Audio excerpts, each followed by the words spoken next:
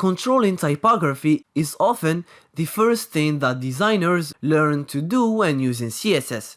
That's because typography is so important to your design and it is used as a way to engage and communicate with your readers. Typography is a huge topic. In this course, we will just scratch the surface.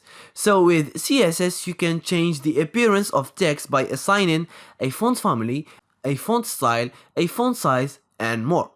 So let's start off with the font family. This property is used to define a font for our text. Remember, if you don't specify a font and format your text, your content will receive the browser's default styling. And I believe that this is not what you want. So let's change the way it looks. The first thing you will need to know is whether you want to use system fonts or web fonts. System fonts or web-safe fonts refer to font files that are pre-installed on the majority of computers or devices. But you have to keep in mind that not all operating systems have the same fonts installed.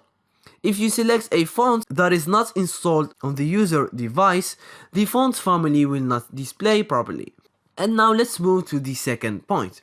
In general, there are two types of font family names. I'm not talking about whether they are web-safe fonts or web fonts. I'm speaking about something else here. I'm talking about font names. So there is the name of a specific font family like Arial or Helvetica or Times New Roman, and there is a generic family name like serif, sans serif, or monospace.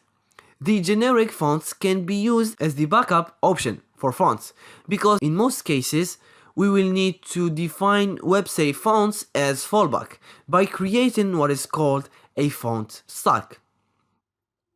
CSS font stack is a list of fonts that the browser will cycle through until it finds a font that is installed on a user system.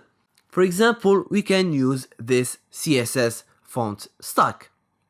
Now the second option we have when choosing the font category for our web page is using web fonts. Web fonts have been added in the newest version of CSS and make it possible for us to use a large set of fonts. Now we can even use fonts that we can find on the web. For instance, you have Google Fonts, so let's visit this website. And here you can choose the fonts that you like and they will show you how to include it in your website. So let's try Roboto. So perfect, now we have a nice looking font family for our website.